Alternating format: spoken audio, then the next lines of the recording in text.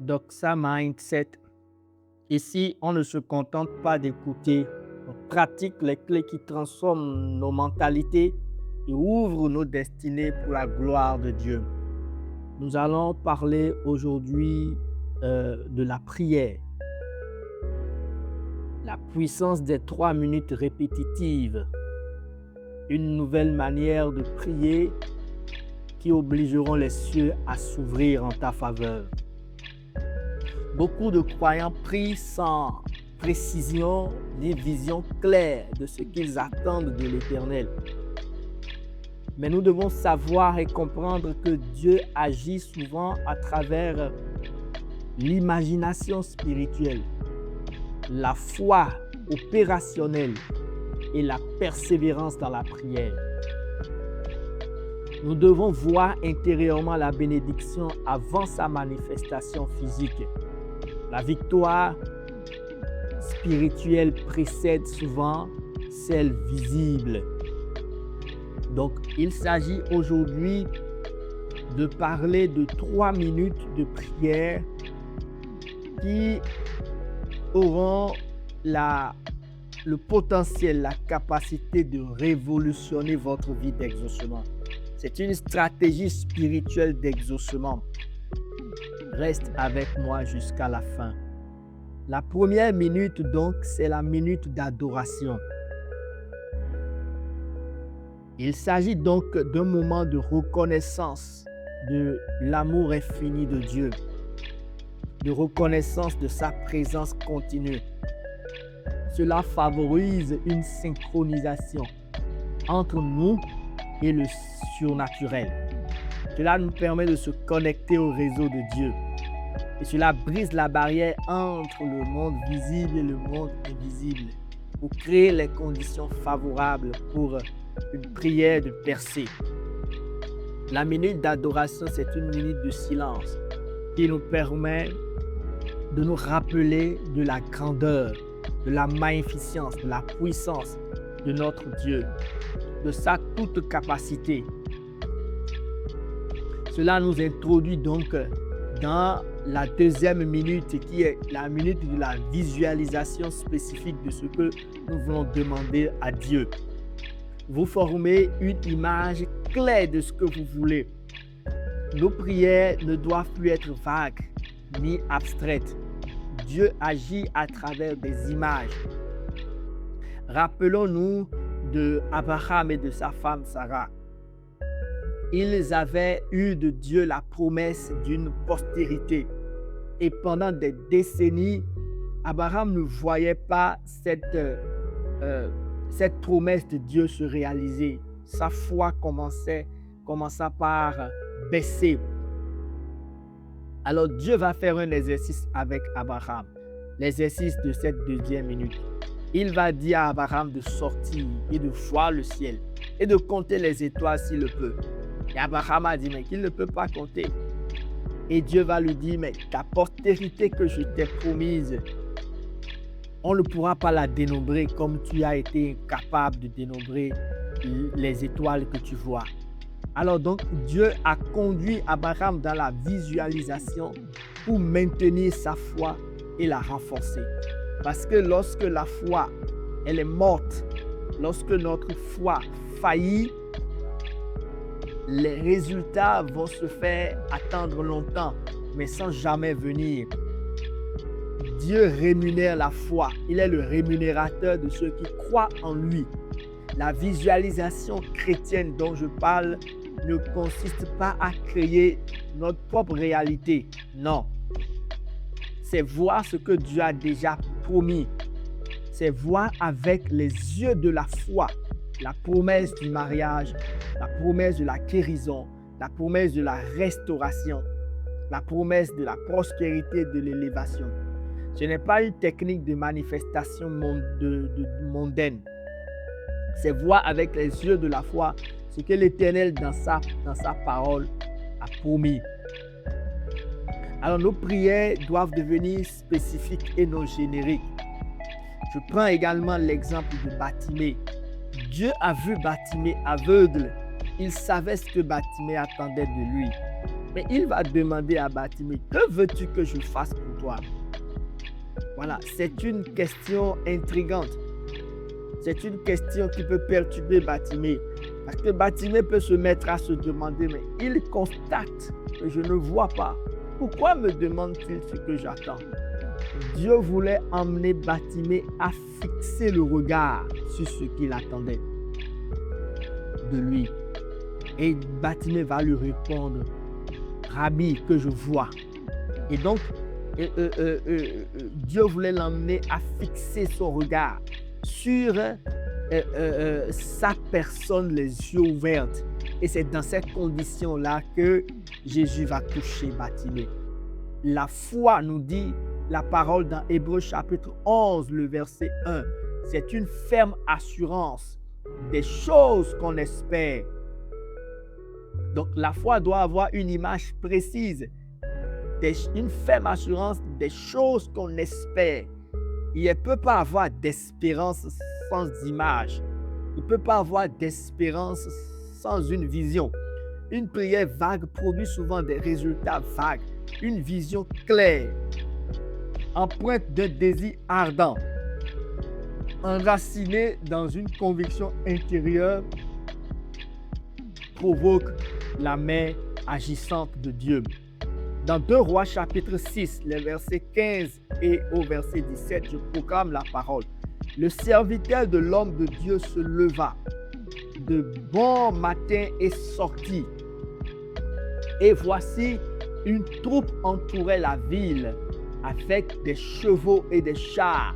Et le serviteur dit à l'homme de Dieu, « Ah, mon Seigneur, comment ferons-nous » Il répondit, « Ne crains point, car ceux qui sont avec nous sont plus grands, sont en plus grand nombre que ceux qui sont avec eux. » Alors, le serviteur d'Élisée voyait quelque chose à l'œil nu, des chars et des chevaux qui sont venus attaquer 2 personnes, son maître Élisée et lui-même.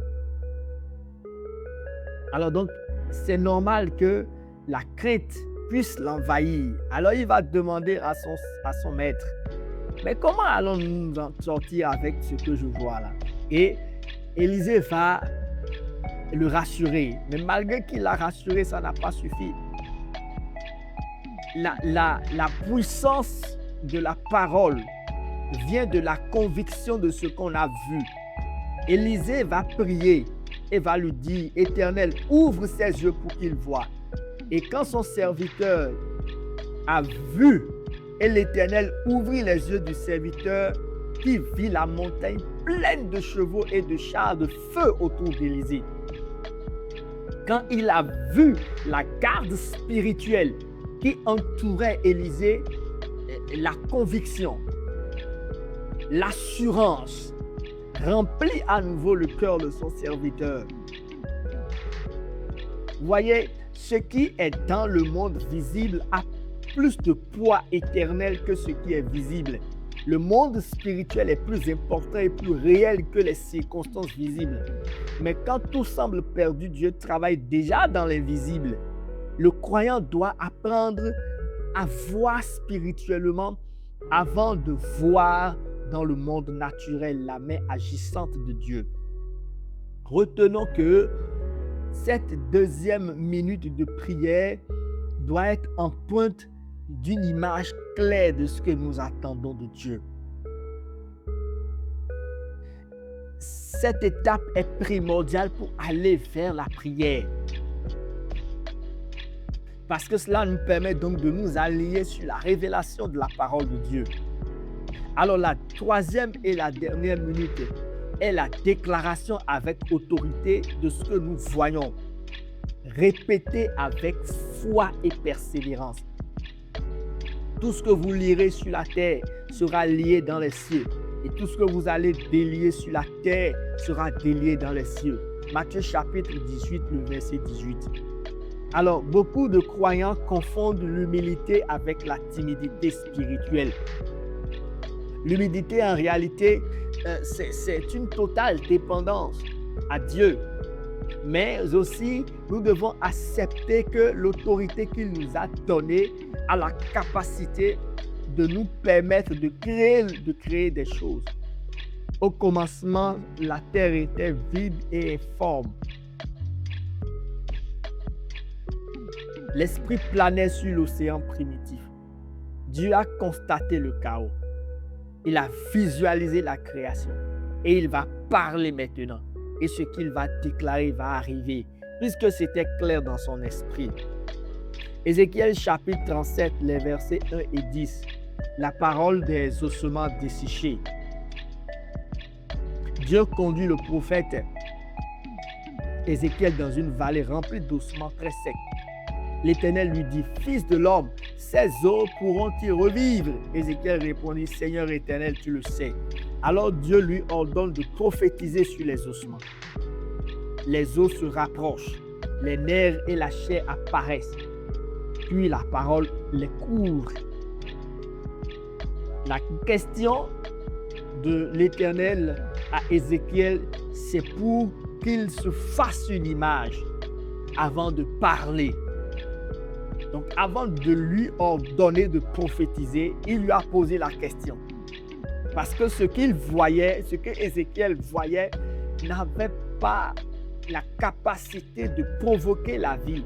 Il fallait que Dieu, à travers la question qu'il a posée à Ézéchiel, lui fasse voir autre chose.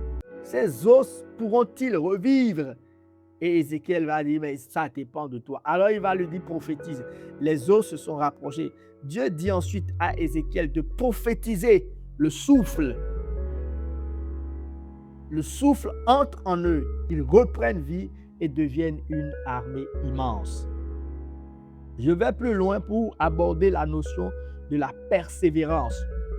Moïse lève les mains pendant la bataille contre Amalek.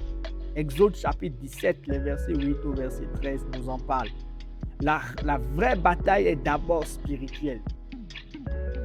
Quand Moïse priait, Israël gagnait. Quand il s'affaiblissait, Israël reculait.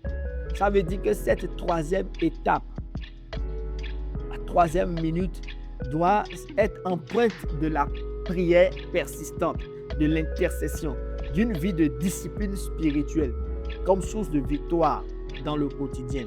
Je vais aborder pour finir quelques préalables pour rendre cet exercice dont nous venons de parler efficace dans nos vies.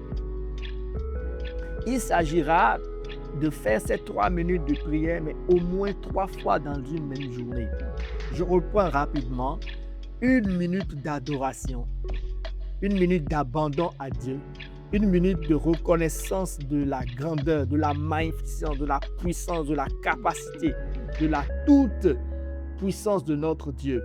1 minute où nous laissons notre cœur se connecter au trône de la grâce. 1 minute où nous nous laissons au Saint-Esprit pour qu'il nous porte dans la prière. La deuxième minute maintenant, nous avions dit qu'elle doit être 1 minute d'image, 1 minute de visualisation de ce vers quoi nous voulons aller. Et la troisième sera maintenant 1 minute de déclaration prophétique. Mais tout ceci doit être fait au moins 3 fois par jour, au moins 3 fois par jour pendant 21 jours.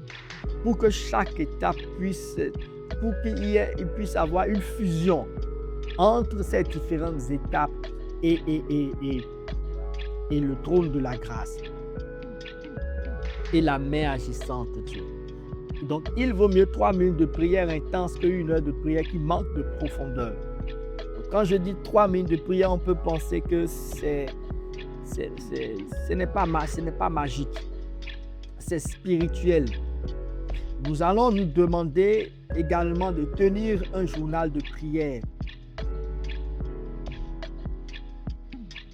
Alors, un autre point très important, c'est une prière qui doit être faite en partenariat avec le Saint-Esprit.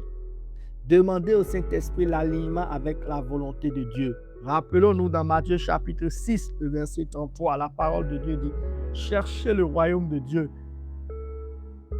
et sa justice, et tout le reste vous sera donné en surabondance. » Cela veut dire que comme Jacques chapitre 4, verset 3 nous le déclare, toute prière, toute intention de prière pour satisfaire nos passions personnelles, pour valoriser notre ego, pour montrer aux hommes que nous sommes en train d'avancer. Toute prière qui cache ces intentions-là ne rejoint pas, n'est pas alignée, ne rejoint pas la parfaite volonté de Dieu. Et cela déjà pose un problème. Donc, il est important que la Bible dit que nous ne savons pas prier. C'est le Saint-Esprit qui nous vient en aide et qui nous fait crier Abba Père. Et sous forme de gémissement ineffable, il nous fait parler à Dieu. Et donc, nous devons développer cette relation personnelle, intime et profonde avec l'Esprit du Père pour qu'il nous facilite l'alignement. Nous devons nous rassurer dans notre démarche de prière que ce que nous sommes en train de demander fait partie des promesses de Dieu. Et que de façon générale, mus par l'Esprit, que nous remplissons les conditions pour attirer cette faveur et cette grâce de Dieu dans notre vie. Il est important que notre cœur soit un cœur d'adorateur. Ce n'est pas une prière magique. Nous devons avoir le cœur d'adorateur, le cœur de quelqu'un qui a laissé toute la place à Dieu, la primauté, la priorité à Dieu et aux choses de Dieu. Et dans cette dimension-là, vous expérimenterez quelque chose d'extraordinaire. Alors, dans ta position, je vais te demander de prier avec moi. Seigneur, je vais te dire merci pour la révélation de ta parole. Ta parole est esprit et elle est vie. Elle est lumière et vérité. Je l'accueille dans ma vie en ce jour. Et je reconnais que je suis fait pour une vie d'exaucement. Je reconnais que ma vie de prière a besoin de réajustement. Je reconnais que le Saint-Esprit, qui est l'esprit de la prière, à travers son onction, me fortifie et me porte dans une nouvelle dimension d'exaucement. À partir d'aujourd'hui, je prends la décision d'ouvrir mes temps de prière par de grands moments d'intimité avec le Saint-Esprit. C'est cela qui précède la minute de l'adoration et qui rend cette minute profonde, en pointe de la gloire de Dieu. Sans la présence de Dieu, nous ne pouvons rien faire. La parole nous le dit dans le livre de Jean, sans moi, vous ne pouvez rien faire. C'est-à-dire, si je ne porte pas ce qui sort de vous, votre parole ne sera pas empreinte de puissance. Alors qu'il s'agit dans la 3e minute d'une prière d'autorité. Esprit du Père, Esprit du Fils, Esprit de l'Église, je te dis merci parce qu'à partir d'aujourd'hui, je rentre dans une dimension de pratique de la minute de la visualisation. Je sors des prières vagues et abstraites et j'accroche des images claires et précises à ce que j'attends du Seigneur, mais qui est conforme à sa parfaite volonté pour moi. Je reprends le manteau de l'autorité qui m'a été donné. Je suis fait à l'image et à la ressemblance de Dieu. Il m'a créé comme administrateur pour que je déploie la capacité divine qui est en moi sur la terre afin de vivre une vie d'impact, de domination, d'extension dans le nom précieux de Jésus-Christ de Nazareth. À partir d'aujourd'hui, je me lève dans la foi, une foi agissante et opérationnelle. Je découvre de façon profonde par le secours de l'Esprit le mystère de la foi. La foi qui par l'image provoque la conviction intérieure et forte, laquelle conviction est source de miracle et de témoignage. Je saisis cette réalité, je la scelle dans la puissance du sang de Jésus et je marche désormais dans cette dimension, source de victoire, de témoignages successifs dans le puissant et le glorieux nom de Jésus.